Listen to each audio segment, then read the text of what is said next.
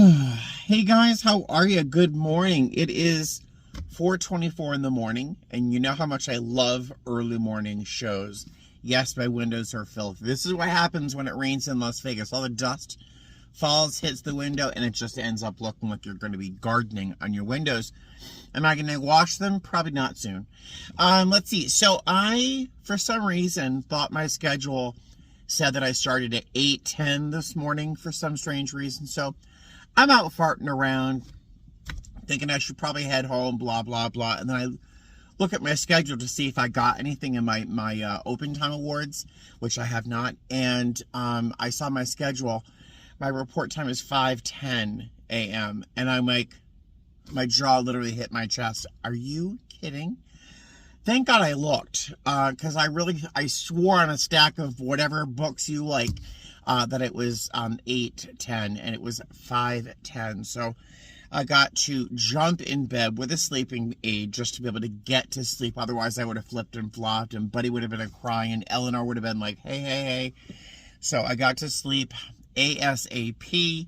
Woke up this morning, fed the cats, made sure everything was ready, and then threw my uniform on, and voila, here I am. My breakfast consists of grapes.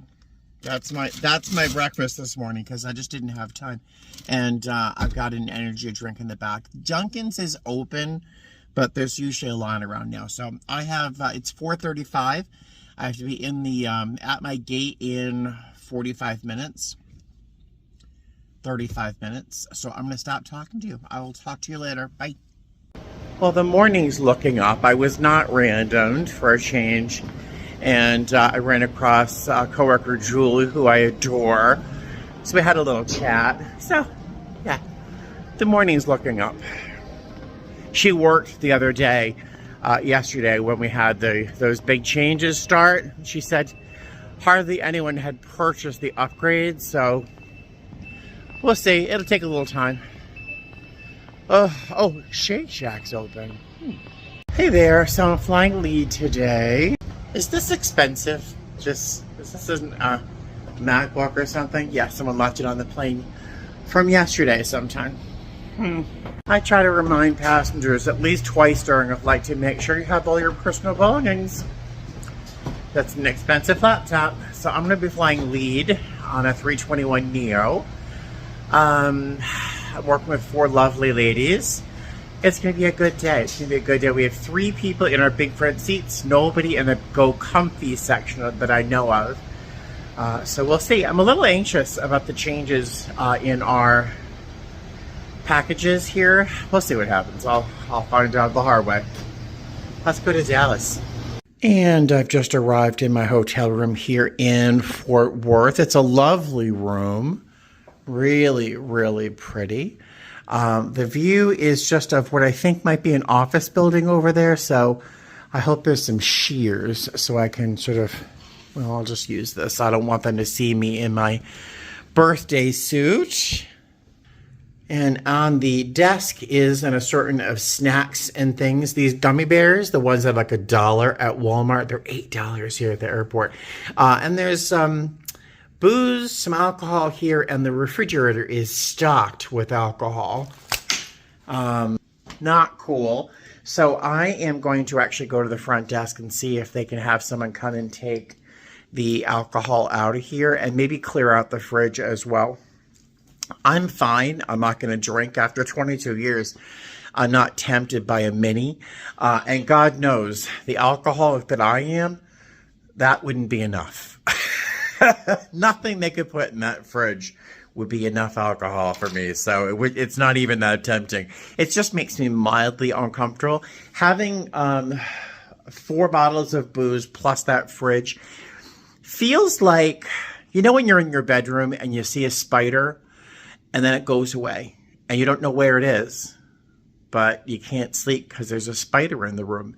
You got to get the spider. This feels like a little spider. Nothing dangerous. It just feels like, it doesn't need to be in my room. So I'm going to go see if they can take that stuff out of my room before I get settled. And I don't know what to do in Fort Worth. I've only been down here a couple times. There is a water something, a water park that wasn't really a water park down the road. I do hear there's a couple museums I might go to, and I might hit a recovery meeting because I used to love going to recovery meetings in different cities, and it's always kind of exciting. It's always fun to say, hi, I'm visiting from Las Vegas, and everyone's like, yay. So I might check out a meeting. That's what I might do. So first, let's take care of this booze and then jump out of my uniform and change clothes into something cuter. So I will see you later. Okay, so I am levitating off the floor like 3 inches. I'm so mad. They want to charge me $10 to have the alcohol removed from my room. They want to charge me $10 to have the alcohol removed from the room. Does that make any sense? And I told them I'm in recovery. It's like, it's not safe to have that in the room. Normal people who don't have a problem with drinking don't see having booze on the counter as a problem. I find it uncomfortable. That they want to charge $10 to have that removed is I'm shaking. I'm so irritated. The next thing I have to do is write a nice little letter to our union because this is unacceptable. Unacceptable. I'm so mad. So mad. So I'm still waiting to talk to somebody. It's been a while and I'm getting even more irritated. So when I was talking to the front desk person about this and he says there's a charge, I said, this is the equivalent for me of there being a snake in the room, something that's dangerous. And you would charge me $10 to have a snake removed from the hotel room? I'm clearly making an analogy here. And he goes, well, we're a pet-friendly hotel.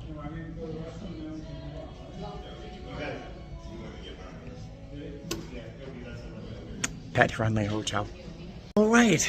Hi. So I'm still irritated, but I've sent a couple messages to our safety chair, and she is going to bring this up to a meeting that she actually has shortly, and she's directed my concerns to our hotel chair as well. So something's got to change. This is just awful.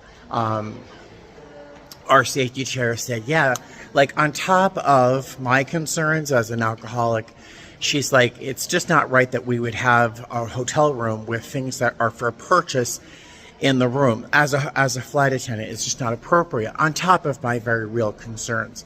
So I feel heard, which is half the battle, right? You want to have your concerns heard and understood. But I decided to get out of my head into a cute outfit, into a museum. So I'm at the Kimball Art Museum in Fort Worth, and apparently it's free. Good timing, and in case it costs $10, I can have that balance. So I just walked up the stairs, and then you walk into a very nice little shop, very nice, and the museum, beautiful. And there we are. So I'll show you some pieces of artwork. First, gift shop.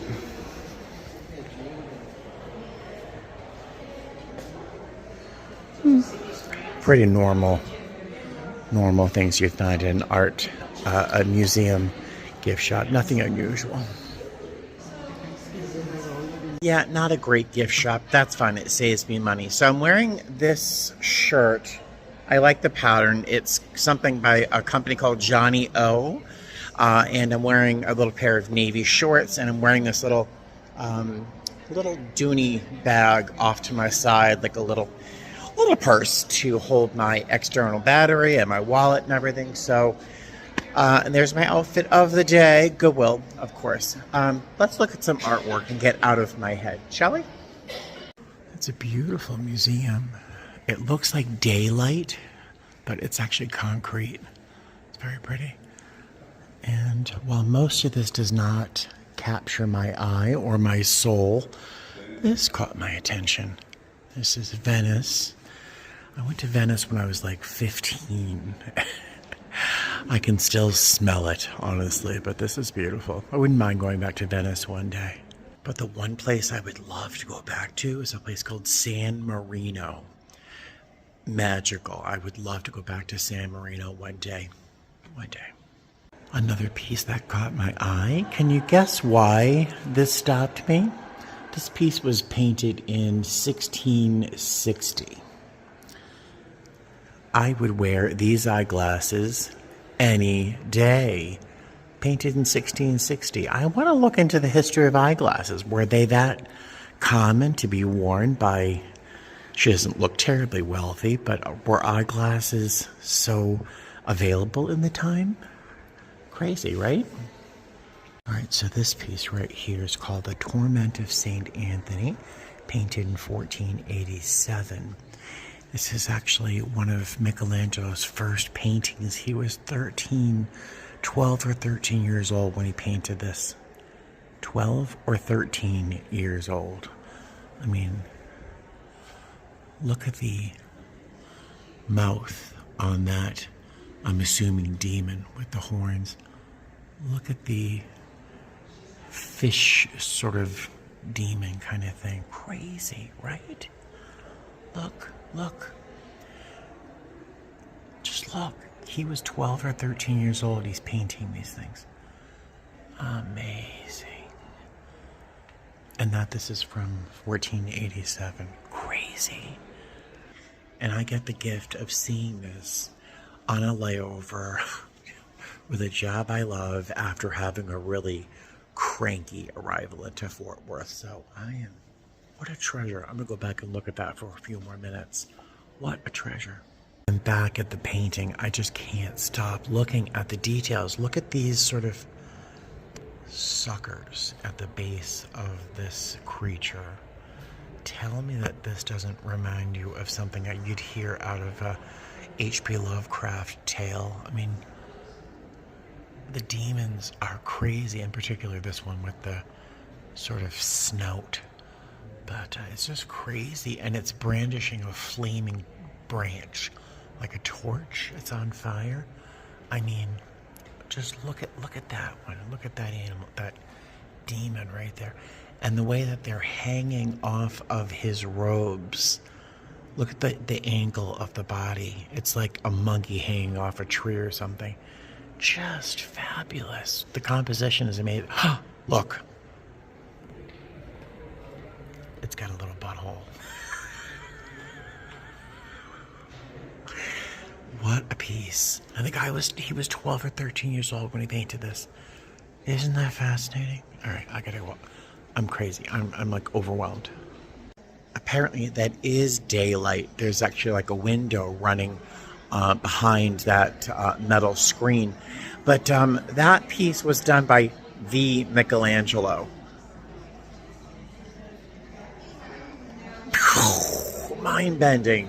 Mind-bending. Apparently he was given a sketch to start with, but I can't even do an adult coloring book. Never mind that. Fascinating. I'm so pleased I came. And it's free. Come on. Gift shops over there. The Michelangelo pieces down here. There's a little cafe, which I might stop. Lunch ends at 2 p.m. It is 1:30. We'll see. And then there's this little area here that's just lovely. This looks like wisteria, which must look amazing in the spring. Could you imagine? There's much more to look at. I'm tempted actually to get lunch first since it closes at 2 o'clock. I'll come back to this. All right, so this isn't a huge museum, but they have some pretty important pieces here. That Michelangelo, apparently it's like one of the only paintings in the country, and it's found here in Fort Worth, right? This is a piece by Georges Braque. It's called Girl with a Flower, obviously Cubist, done in 1911. But look at this. Look over here. There's a little Pablo Picasso. I think that's amazing. Really neat. Anywhere you look, you see something. It's called Man with a Pipe, done in 1911. You can see the pipe right there, not to ruin the surprise. His little signature up in the corner here. This is amazing, of course, but I also love the fact that it's got this like rectangular frame, but this oval in the middle, this big ovoid. And I can't get close. I don't want to scare the docent, but can you see the painting, the texture of the paint, creating the boundary? I just think that's interesting as well. I find negative space just as important as positive space on a piece of work like this. Man with a Pipe in 1911. A little Miro for those of you who appreciate. Look at the color palette. Look at the color. Doesn't your mouth water with that sort of saffron yellow? Oh, delicious. Oh, look over here. Mondrian. Look, a real one. How neat is that? This was painted in 1939 to 1942. How neat, right? And if you thought you'd know Mondrian, because that's that's what you think of when you think of the artist, this is also his work, and this is something I much prefer. Is it off? I want to fix it. How neat is this? Love that. It's called Composition, 1914. Look at the textures. Look at the paint dried. Just neat. What a great little museum. Here is a painting by an artist. I did not need to look at the card to recognize the artist. This is Monet. This is called A Weeping Willow. Now, there's a lot of his work in the MFA in Boston, and I've come to really become intimate with a lot of his pieces, and I recognize this right away. Never having really seen it in person, but once you see his pieces, you kind of can recognize them. I love the sort of, right here, there's almost a path going into the painting right there. I'm not sure if you can make it out on camera, but in person, there's like a depth of field right down there. There's a nice little path through the woods. Beautiful, beautiful. In this piece, you might recognize the artist by his style. He has a piece more famously called The Scream. Yes, Edvard Munch. Really amazing. I've never seen this in person. It's called Girls on the Pier. Just fantastic. I just love how just a couple splotches of paint can turn into turbulent clouds, right? Just neat. That's 1904. And I look at these colors, the saturation of colors, and think like these pigments are made from, real things like lapis and malachite, It's just wild. Just wild. Loving this. Here's a little Cezanne for you. Man in a blue smock. Cezanne. Without a face on that young lady there holding the umbrella. Neat. Is this more Cezanne? It looks like him. Yeah, it is. This is called Maison Maria, with a view of Chateau Noir. Look at those colors. Little Cezanne for you folks. I'll admit, I did not recognize the artist from just looking at this piece. I had to look at the plaque on the side. This is Claude Monet. I know, no water lilies in sight here. And this is called La Pointe de Heuve. La Pointe de Heuve. I'm not sure how to pronounce that. At low tide, painted in 1865. Look at that. Something else. Let's go out here. Oh, isn't this pretty? I love Coleus.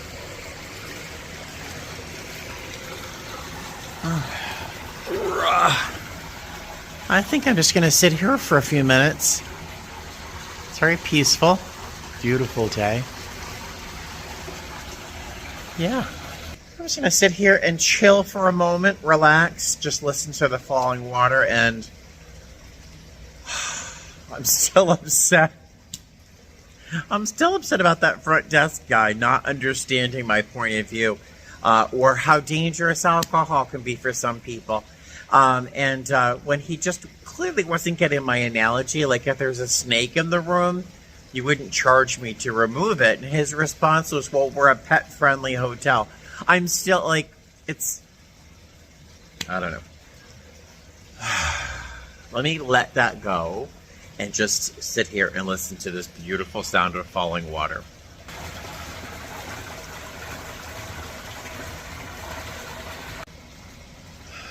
I feel better. I've only been here for a few minutes, but just listening to the different tones of the water has been soothing, but also a little too much. There's the base of that water falling into this pool and the sort of treble sound of it being shot out of that little hole there. It's a lot. I'm feeling overwhelmed. Who is this? This is Penelope. Hey, Penelope. Nice to meet you. This is lovely.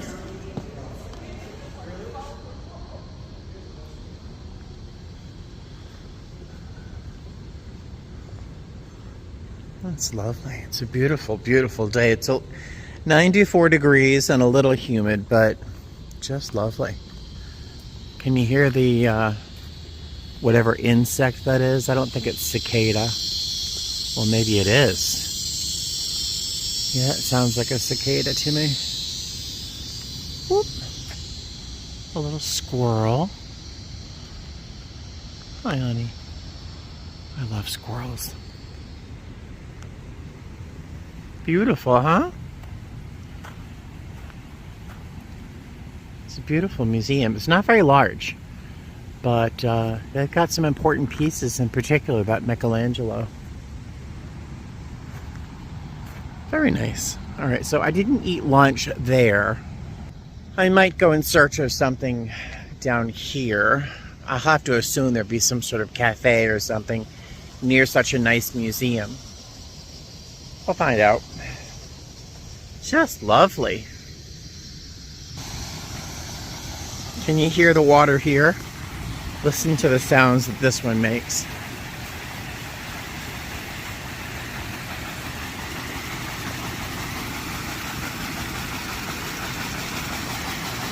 Kind of sounds like a washing machine. The other building is over there. I walked in here. The exhibit you have to pay to see is over here. It's called Art and War in the Renaissance. Battle of the Pavia Tapestries. Yeah, that's not what I'm into. Asian art is down here, and over here is the art of the ancient Americas. So this will be interesting.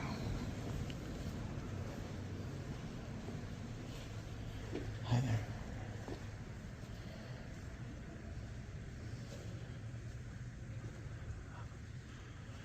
It's silent in here.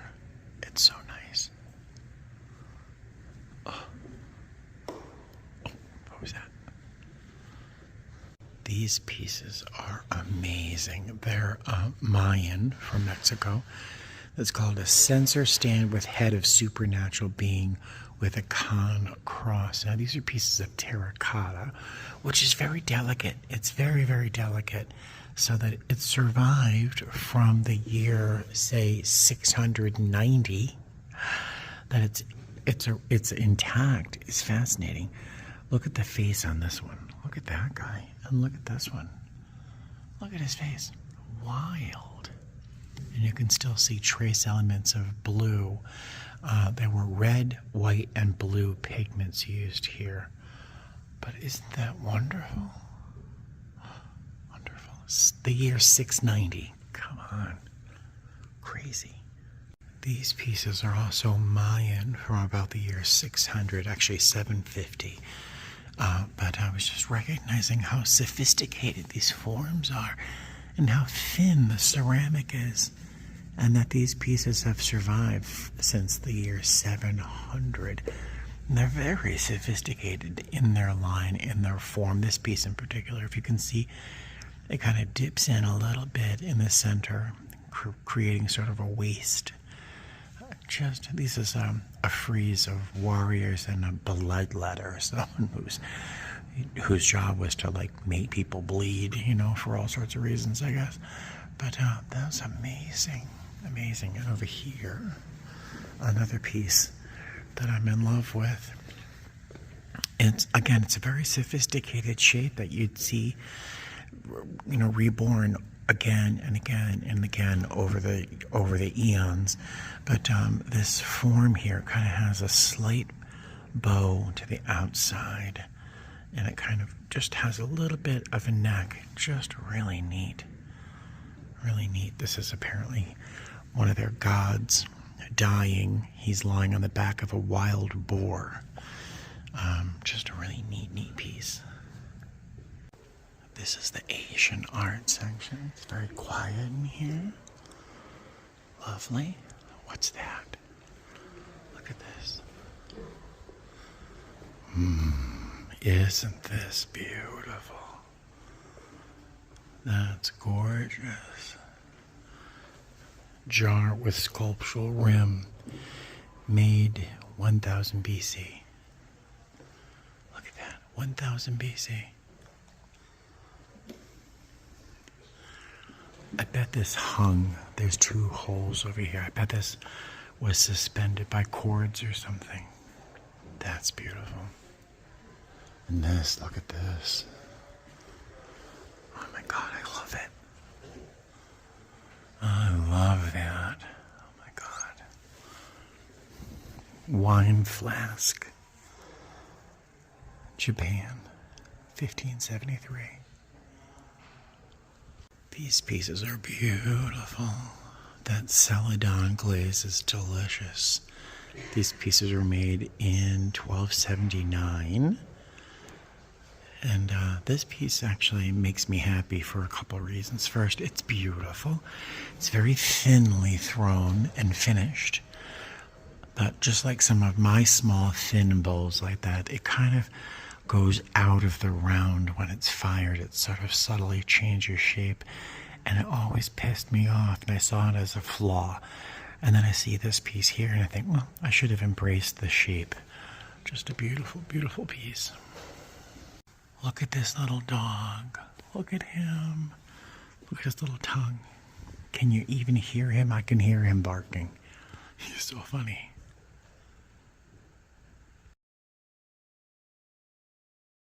How handsome is this piece? Oh my goodness.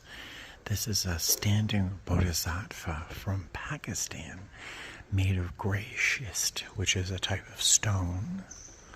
You can kind of see that there. It's very handsome. And a bodhisattva is sort of like the embodiment of compassion. That would be what I would think of when I think of the word bodhisattva. But yeah, that's amazing. And here you would think Egyptian, wouldn't you? Wouldn't you think Egyptian here? Nope. Cambodia. Look at the subtle carving of the abdominal muscles. Little nipples. That's fascinating. The doors open as you approach them. That's nice. All right, so Marie Renee, who is our safety chair out of Las Vegas, she gave me a call. I sent her a message asking her, like, am I overreacting? She's like, no. So she has sent my report to a few people, and the hotel will get a copy of that report and all sorts of stuff so they can understand potential coaching moments, maybe. I don't know. But Marie Renee got back to me. I told her I'd send her a text when I got back to my room to see whether or not the stuff has been taken from the room. And the guy, the front desk person, did at the last bit of our conversation, said he'd be able to, one time, he would waive this fee as a consolation or something, a consideration. I'm done. I'm letting it go. Because I need to eat.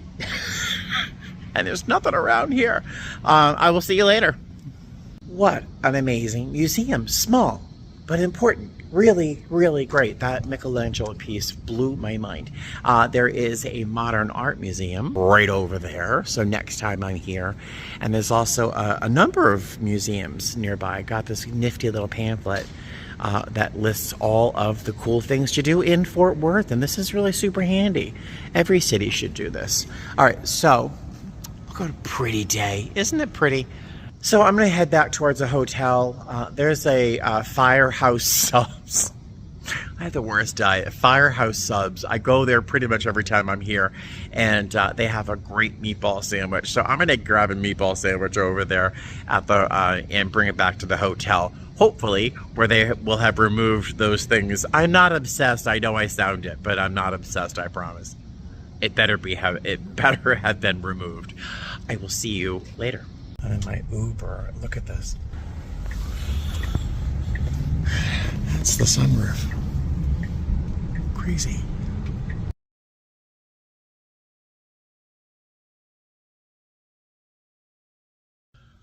Hey guys, I'm still eating grapes. I'm almost done. So I'm watching Venom, a really high quality movie. I got a text message from Marie Renee, our safety chair. She told me that housekeeping's on its way. I'm like, wow, you're a miracle worker. She spoke with Jessica, who's on our hotel staff, our hotel team. And then she, in turn, spoke with our EAP company, or EAP representative, who called the hotel and got everything moving. The housekeeper finally showed up about 4 hours and 20 minutes after my initial conversation with the front desk guy. It took her about 90 seconds to take the things out of the room. Why it took all this work from all these people to do something so simple, I don't know. But it's done. It's so done. And I feel so much more relaxed. So I am just going to finish some of these grapes. I'm watching Venom, and then when this is over, I'm going to play a little bit of Baldur's Gate 3, a video game, and then probably get an early night's sleep. I didn't really get a lot of sleep last night because of, I didn't have enough time. I'm going to just get in bed, relax, sleep, and then I don't have to get the shuttle tomorrow until 4:44. So I'm actually thinking of going to the Modern Art Museum, which is not far away, or keeping that for another layover. I'm not quite sure, but it'll be nice to sleep. And the room is comfortable, especially now that that booze is all gone. So I will see you later. Hey guys, I'm still eating grapes. I'm almost done. So I'm watching Venom, a really high quality movie. I got a text message from Marie Renee, our safety chair. She told me that housekeeping's on its way. I'm like, wow, you're a miracle worker. She spoke with Jessica, who's on our hotel staff, our hotel team. And then she, in turn, spoke with our EAP company, or EAP representative, who called the hotel and got everything moving. The housekeeper finally showed up about 4 hours and 20 minutes after my initial conversation with the front desk guy. It took her about 90 seconds to take the things out of the room. Why it took all this work from all these people to do something so simple, I don't know. But it's done. It's so done. And I feel so much more relaxed. So I am just going to finish some of these grapes. I'm watching Venom, and then when this is over, I'm going to play a little bit of Baldur's Gate 3, a video game, and then probably get an early night's sleep. I didn't really get a lot of sleep last night because of, I didn't have enough time. I'm going to just get in bed, relax, sleep, and then I don't have to get the shuttle tomorrow until 4:44. So I'm actually thinking of going to the Modern Art Museum, which is not far away, or keeping that for another layover. I'm not quite sure, but it'll be nice to sleep. And the room is comfortable, especially now that that booze is all gone. So I will see you later. Hey there, how are you? So it is 5:46 in the evening, and there is a recovery meeting at 6 o'clock. So I just jumped in another Uber. It's only about 2 miles, so it was a pretty easy trip. I see a bunch of people sitting out here, and they all look like alcoholics to me, so I think I'm in the right place. So I will talk to you later. I'm very excited about going to this meeting. Hey there, what a great meeting. Oh my goodness, it's called the Harbor Club. So if you're in the Fort Worth area and you want to find a recovery meeting, it's a clubhouse called the Harbor Club. And I went to the 6 p.m. meeting, and boy, it was fantastic. It's so strange, you know, if you're not in recovery, to walk into a room anywhere in the country, anywhere in the world, and hear the same language and hear the same thoughts and the same recovery. It really is magical. It was fantastic, and the group was very, very welcoming. And it was a big book study. It was a reading on a chapter called We Agnostics, which is like my favorite chapter in the book, because it's all about, it's okay, you don't have to believe in God. You can have whatever God you want in your life. You don't have to believe, but you will. Eventually you will find a God. Oh my God. Okay, whatever. But it's one of my favorite chapters. I'm going to grab an Uber. I'm going to go back to the hotel and play that video game I was going to play, and get a good night's sleep. So I will see you either later or tomorrow. Hey guys. Oh, good afternoon. It is sometime after 1 o'clock. In the afternoon. I went to sleep last night at probably, I don't know, 11 o'clock. And I really just scrolling on my phone, scrolling. And it was probably not till 1 o'clock that I finally got to sleep. I woke up about 10. It was very nice. This bed is very, very comfortable. And just farting around in bed, watching some movies, and I had some cereal for breakfast. Yesterday, I was going to buy a sandwich, another meatball sandwich at Potbelly or whatever that place is called. But they closed at 5 o'clock. So instead, on the way back to the hotel, I found a CVS, so it was right there. And I was just walking through looking for something to snack on.